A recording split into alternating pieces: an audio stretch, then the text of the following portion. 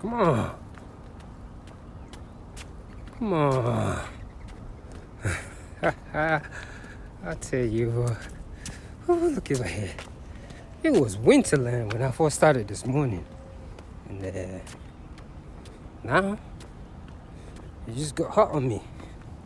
All of a sudden, yeah, it says vegan. Yep, that's what it said. Vegan. That's what that t-shirt said. Yep. That's the diet that I'm on. It says vegan. What? You know, I started, I think I'm just going to do 26 miles today. Nothing less than 26 miles today. Just an easy 26 miles today, the start of March. So right about now, I'm about mile 15. And I'm just taking it easy. You know, as you can see, I'm just leaning forward. You know, and just kind of just looking around, you know. This is what it looks like right now. Sky is blue. Looking at different neighborhoods. So I'm actually off, you know, on the road. I was in nature earlier. So today, my contemplation of emotions, I got to use past tense also.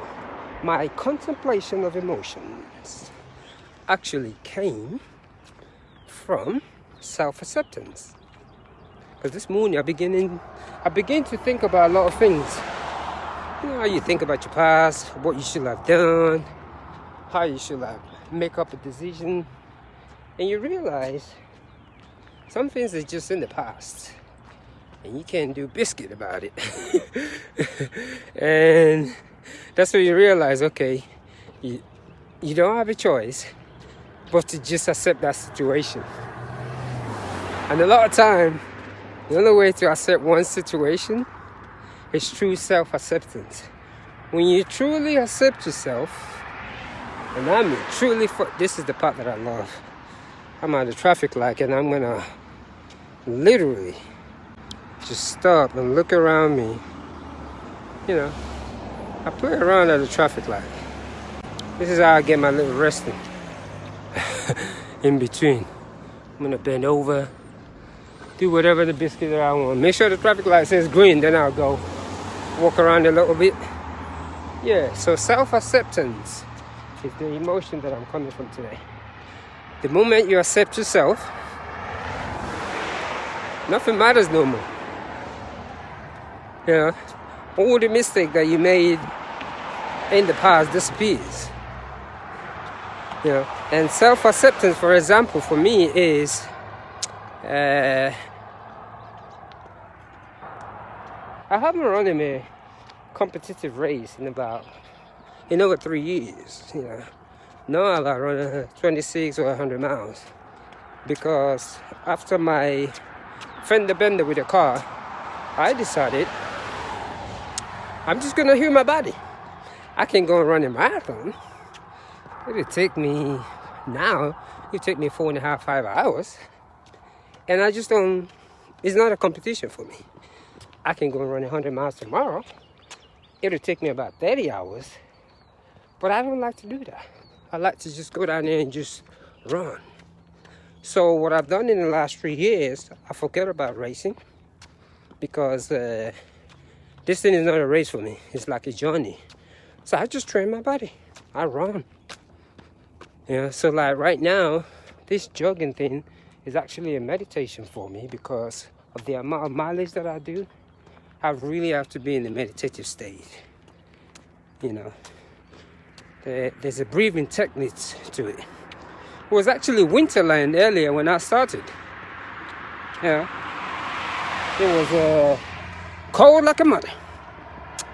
So like I was saying. So, and that's the reason why self-honesty.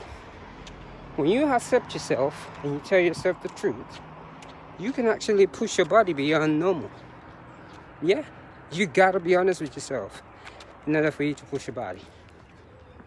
If you are lying to yourself, which a lot of runners do, whether they want to realize it or not. That's why they can't push their body. Yeah. Because when you're doing anything like 26 miles, you gotta be honest with yourself psychologically. It's all up here. It's not how fast you run it.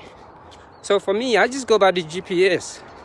I'm gonna wait till this thing says 26 miles and I say, okay, stop running. So to run 26 miles is not really a big deal. But the whole thing about self-acceptance is because before I do this, I have a 2-hour preparation in the morning. I got up a little late this morning. My get-up time is usually 1 o'clock. But today, I was knocked the biscuit out. And I think that's after like 800. Yeah, I've done over 800 miles this year already. Yeah, last time I checked, I'm probably about 800 and something miles in the last 2 months. So I have a yoga session. There's something about breathing into your body first thing in the morning. Like literally, I have a 2-hour mental check every morning before I get on the road. Because I really have to make myself calm, make sure I don't think about, I'm getting tired, you run every day. No. So it's like a lifestyle. So during that time, I get to think about a lot of things. So today's emotion is coming from self-awareness. Man, I'm loving this blue sky. Look at that cloud. That blue sky right there. That is the bomb. That is like a God in the sky looking down. This is the bomb right here. Just look at that environment. And those are the things that I love about coming out here. It's just the scenery that I get to see. It opens my head to different aptitude and thinking. The whole thing behind this jogging, running, yoga every day is the same way you exercise your physical body, you gotta exercise mentally, meaning read a lot. That's another thing that really cracks me up when it comes to ideology of spirituality is people who do not read talk like an expert. I don't understand it. People who do not read talk so much like an expert. They will argue the biscuit and the biscuit. So read. That's what I was saying. That's what all this is about. Read. Read. I know a lot of people ran the marathon yesterday, and they probably saw I went around for a couple of days. Good job yesterday, but honestly, if you have been running for over 5 years and you cannot run a marathon one day and get up and jog at least another 5 miles, especially if you're doing it in a 4-hour pace, 3.5, there's something psychological wrong. And I know people will get upset. That's just what it is. It's all up here. Your body is not tired. The only thing that's tired is the brain. Up here, in this oblongata, that's what it's at. So today, I'm going to do another easy 26 mile. Let me wait for this young lady here to go. Another easy 26 mile. Ooh, is a car coming? Today. So I'm about 50 miles into it. So in about 10.5 more miles, I'll be done with 26 miles today. Bring in March. And bringing it in, the ability, how do I want to say this morning? As I speak, everything in my body is involved. The way I move my feet, because a lot of time our body is so curled up, especially our back, and we don't even realize it. So the way I move my feet is like dancing. I can go at this pace all day long, just an easy pace. And just look at myself. It's just mainly all my breathing comes through my nose, nothing else. But I always say, take a yoga class. There is something about yoga every single day. And I mean practice yoga. Because it's okay to do a couple of, like for example, during this 26 mile, I'm going to stop 2 more times. I'm going to do push-ups and do yoga and keep moving.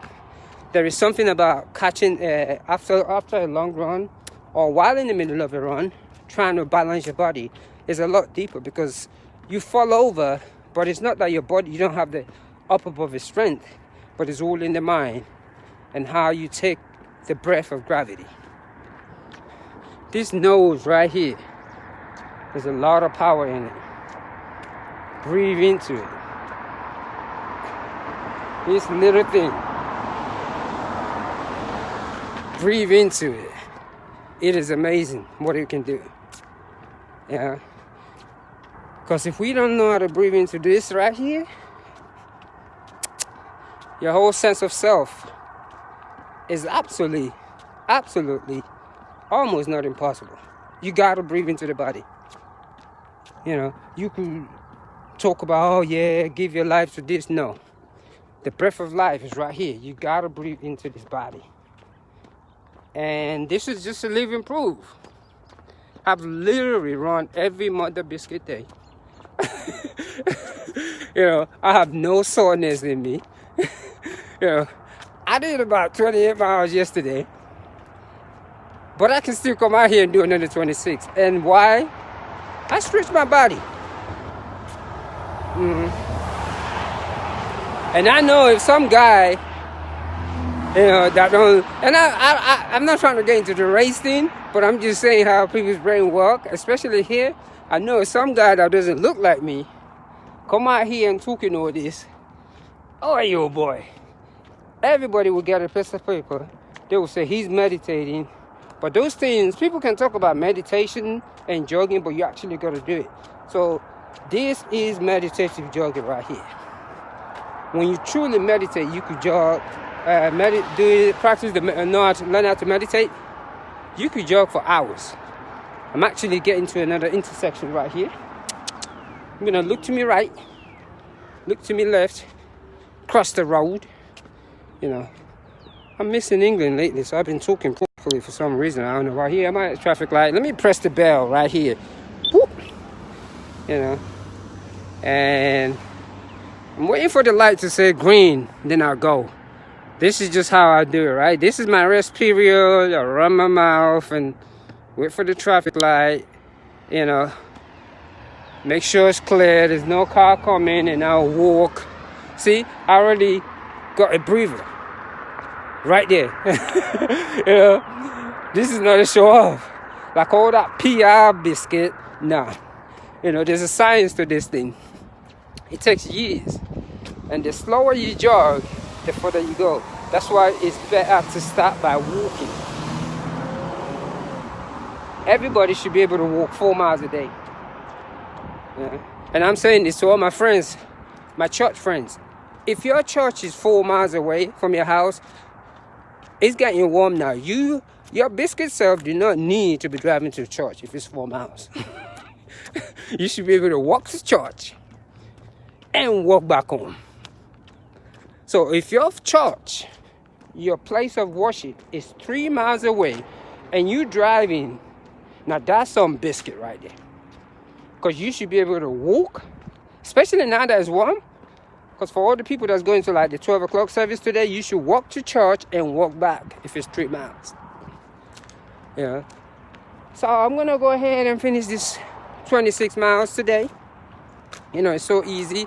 Like I always say, I always give, people say, God, honor to the most beautiful women. I always let them know that, when I saw my son being born, I knew I can run 100 miles. And the fact that we've taken all the feminine aspect out of religion, to each his own, but women, big up respect to you. You create geniuses every day. You create the new president, the new engineer. Every single day, a woman somewhere is giving birth to a child that's gonna create or be the next champion. But yet, we fail to acknowledge it. By the way, we need to have those kind of holidays too. We fail to acknowledge it. So, I'm gonna go ahead and finish this easy 26-mile meditative jog. It's still quiet out here. And I'm just moving my body so slow. People ask me, you look like you're walking. Trust me. With this pace right here, I can sit, drink some water, let you go ahead for like 6 miles, and believe me, I will catch you up on mile 18. Because most people, mile 18, see you later. I'll definitely catch you up there. So slow running and slow meditation is what it is. Patient. Learn patient. I'm gonna leave this alone. Like I always say, take a yoga class. Seriously. Breathe into the body. Take a yoga class. Watch what you eat.